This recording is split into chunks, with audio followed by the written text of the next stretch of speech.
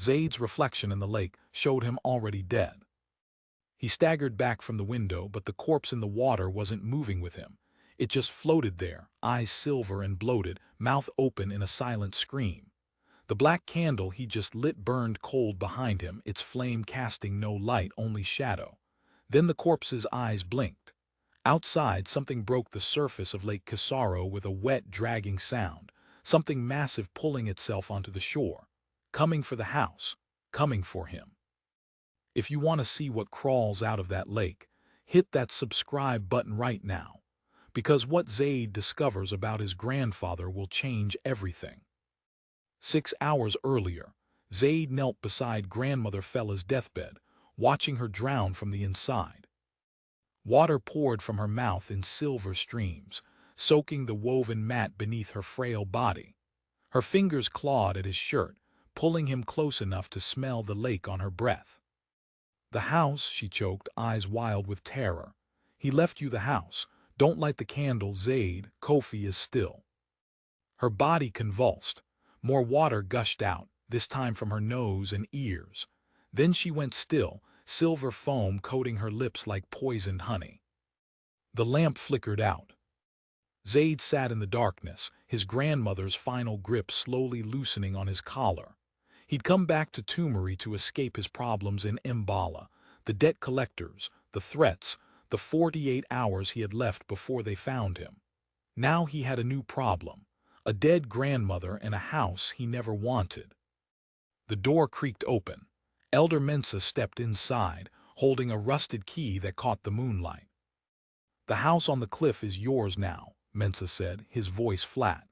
"By tradition, as firstborn of the 7th generation, you must accept it."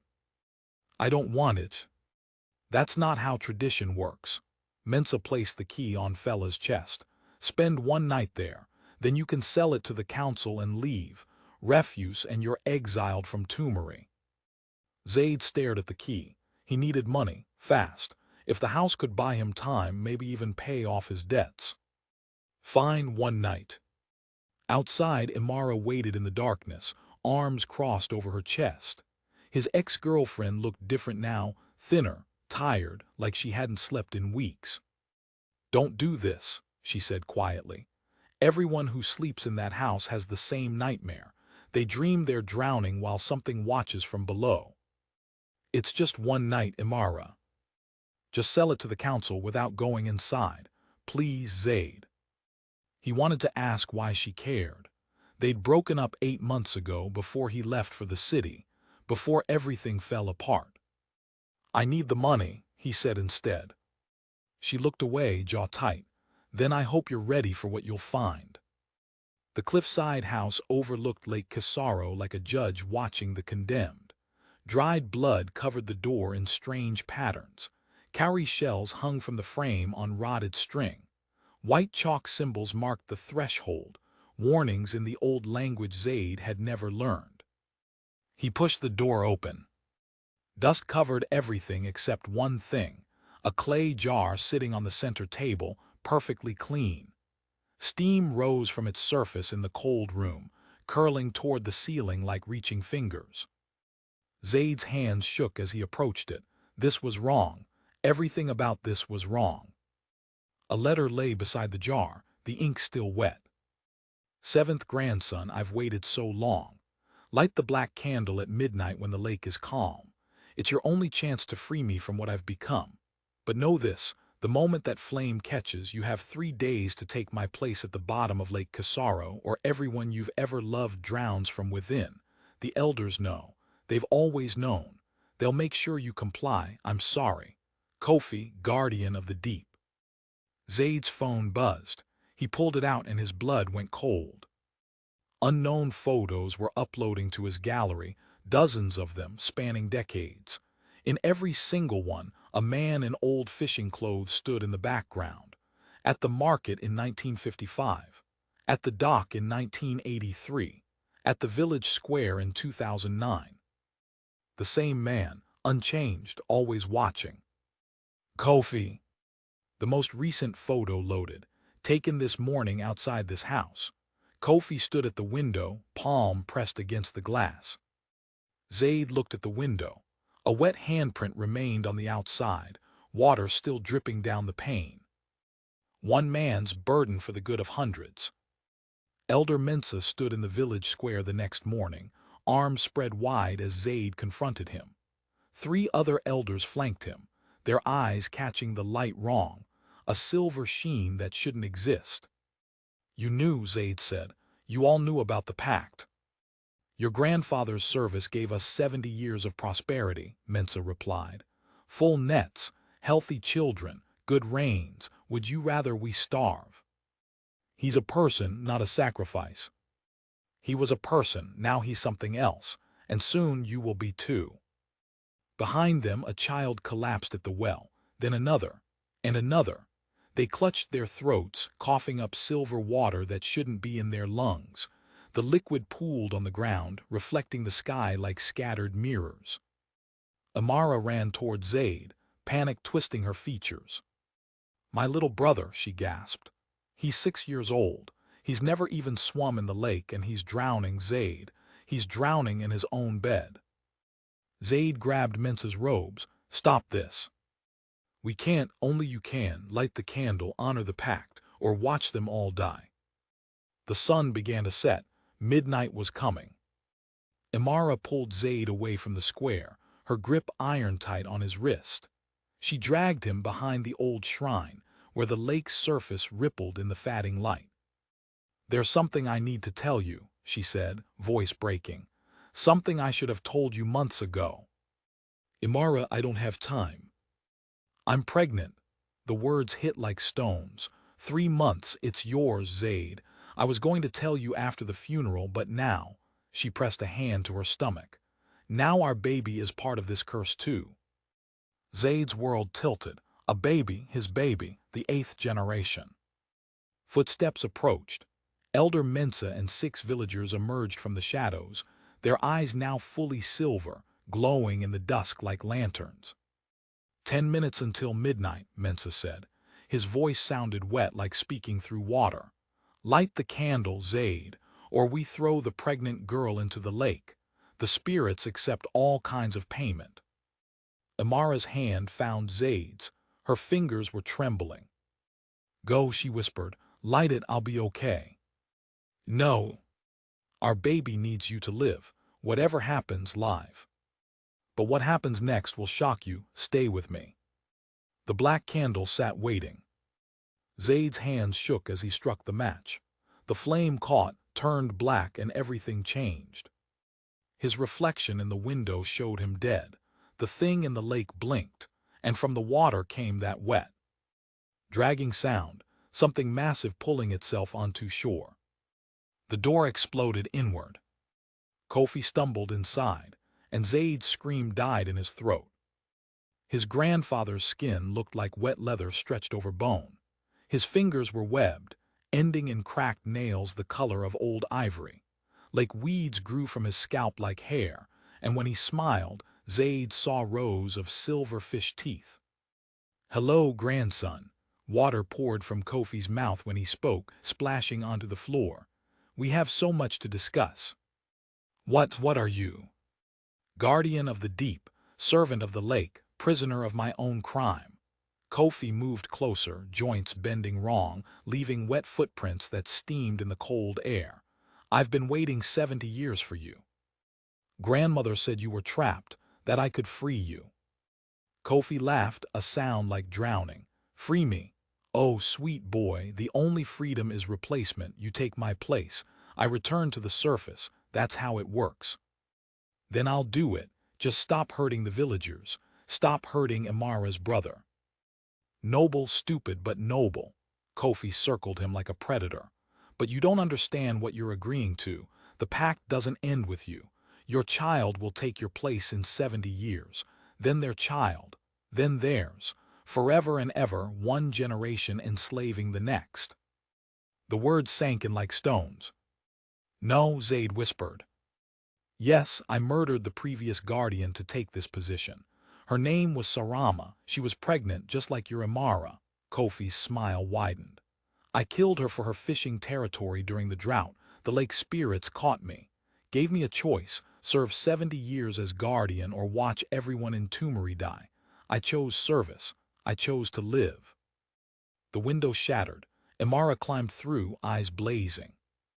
You murdered a pregnant woman. Kofi showed no remorse. I did what I had to do to survive. You'll understand when you're at the bottom of the lake, watching your child grow up through the water. Outside, Elder Mensa and the controlled villagers surrounded the house. They chanted in the old language, their eyes glowing brighter. The lake crept up the cliff, defying gravity, reaching for the door. Imara's brother lay convulsing on the shore, water streaming from his eyes. Give us the boy, Mensa demanded through the broken window. 3 days is too long. The lake wants him now. Zaid moved toward the door, but Kofi grabbed his arm with unnatural strength. Voluntary submission strengthens the curse, Kofi hissed. That's how I trapped myself. If you want to break it, you have to do what I couldn't.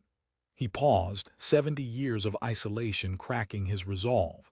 You have to find Sarama, give her justice. Where is she? At the bottom, 200 feet down in the deep shrine.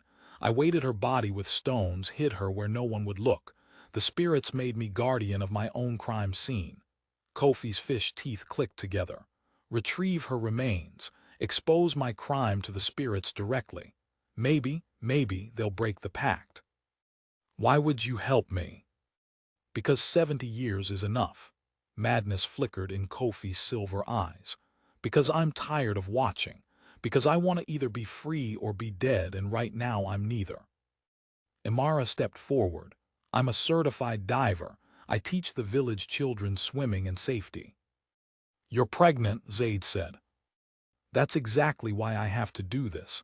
This is our child's future, Zaid. I'm not waiting on shore while you drown. She looked at Kofi. Will you help us? Kofi drew a map in the dust on the floor, circles and lines that showed the deep shrine's location. The lake will know what you're trying to do, he warned. It will send everything it has to stop you. The pressure alone will crush your lungs. The cold will stop your heart. And the guardians, he shuddered. The previous guardians who never escaped. They're still down there, fully transformed, more monster than man. Dawn broke through the windows. We dive now, Zaid said, before the new moon rises tonight. Imara's hand found his again. This time, neither of them was trembling. They stole diving equipment from the village dock, while Kofi held back the controlled villagers with unnatural strength. 70 years is enough, he roared at Mensa, his voice shaking the pier. Zaid and Imara entered Lake Kisaro as the sun climbed higher. Silver light pierced the water, turning everything the color of old coins. At 50 feet, the temperature dropped. Visibility fell to murky shadows. At 100 feet, they saw the bodies. Dozens of skeletons chained to the lake bed, still wearing old fishing clothes. They swayed in the current like underwater grave markers, bony fingers reaching toward the surface they'd never touch again. Imara's grip on Zaid's hand tightened. These were Kofi's other victims, years and years of murders hidden in the depths. Sarama hadn't been the first. She'd just been the one who caught him, who threatened to expose everything. At 150 feet, massive shapes moved in the darkness. The Guardians. They circled slowly, human-fish hybrids like Kofi, but older, more transformed. Some had lost their legs entirely, replaced by powerful tails. Others had gills running down their necks, eyes that glowed in the dark. They clicked and whistled to each other in a language that might have once been human. One of them swam close, studying Imara's pregnant belly with interest. It reached out a webbed hand, almost gentle, then pulled back and gestured downward. Go, the gesture seemed to say, finish this. At 200 feet, the shrine appeared. Stone covered in bones and silver algae, ancient symbols carved into every surface. And inside, wrapped around a smaller skeleton, sat Sarama's remains. She'd been 8 months pregnant when Kofi killed her. Silver light poured from her bones. She'd become the lake's heart, the source of its power. Above her, A massive serpentine spirit rose from the shadows, its face made of water and grief. Sarama's face. Why do you disturb the murdered? The spirit's voice filled their minds, bypassing their ears entirely.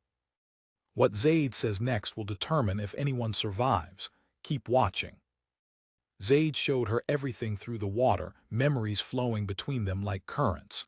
Kofi's crimes, the decades of lies, the bodies chained below. We didn't know, he said, the words bubbling from his regulator. But we're here to make it right. Words are cheap at the bottom of a lake, boy. Imara swam forward. She pulled out her dive knife and cut her palm, blood clouding the water. The spirit tasted it, tasted the life growing inside her. I'm carrying the 8th generation, Imara said. The curse wants my child, take me instead, end it here. Let this baby be born free. Zaid tried to grab her, but she pushed him away. The spirit circled Imara, studying her face. You would die to save a child you've never met. That's what mothers do. For 70 years. The spirit had guarded this lake alone. For 70 years, no one had remembered her name. No one had known why the guardian served, what crime he paid for. I don't want your servitude, the spirit finally said.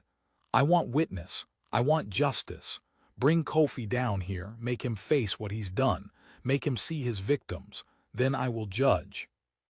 They rose fast, nitrogen bubbles forming in their blood. Zaid's ears screamed with pressure, but he didn't care. They had a chance.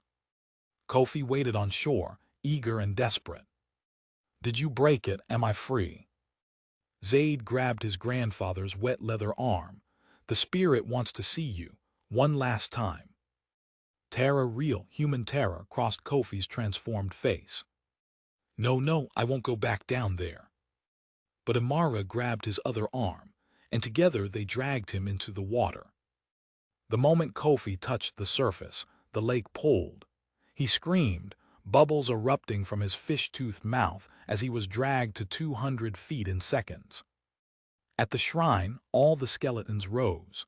They floated around Kofi in a circle of judgment, bones clicking together like accusations. Sarama's spirit manifested fully, a woman made of water and rage and grief. Face them, she commanded. Face what you've done. 70 years of guilt exploded from Kofi's chest. I'm sorry, he sobbed, the words lost in the water. I'm sorry, I just wanted to survive, I just wanted to live. You survived, Sarama said. They didn't. The shrine opened beneath him, a mouth of stone and darkness. It pulled Kofi inside, sealing him with Sarama's bones. His screams cut off as the stone closed, trapping him forever with his victims. The silver light died. The lake went dark. Then slowly it cleared. At the surface, Elder Mensa collapsed, coughing up the last of the silver water. The controlled villagers fell to their knees, their eyes returning to normal. The children stopped drowning. The curse broke like a fever. 6 months later, Imara held their daughter, Sarama, named for the woman who saved them, and watched the sunset over Lake Kisaro. The village struggled now without supernatural prosperity. Many had left. Some still resented Zaid for ending their blessing. But honest fish filled the nets again. The children laughed without silver in their eyes. Zaid cleaned out Kofi's house one last time before selling it. Behind a loose stone, he found a sealed box. Inside, a map of the region with 6 locations marked in red ink. Each mark showed a black candle symbol. A note in Kofi's handwriting read, "To whoever finds this, I wasn't the only one. We made a pact together, 6 fishing villages, 1 drowned spirit each. If you broke mine, they'll come for you. The candles are still burning. K." Zaid looked at the map, then at his daughter sleeping peacefully in Imara's arms. Across the lake, in distant villages, candles flickered in dark windows. 6 more spirits waiting. 6 more curses to break. He folded the map and put it in his pocket.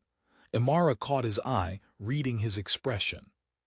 "So what now?" she asked quietly. Zaid kissed his daughter's forehead, then kissed Imara, soft and lingering, tasting like hope and tomorrow. "Now we find the others," he said, "before they light their candles." The lake rippled in the dying light, finally at peace. But somewhere in the distance, another candle burned. Subscribe and hit that notification bell, because 6 more candles are waiting and Zaid's journey is just beginning. Drop a comment. Would you sacrifice yourself to save your child from a curse? Part 2 drops soon. If this story gave you chills, smash that like button right now.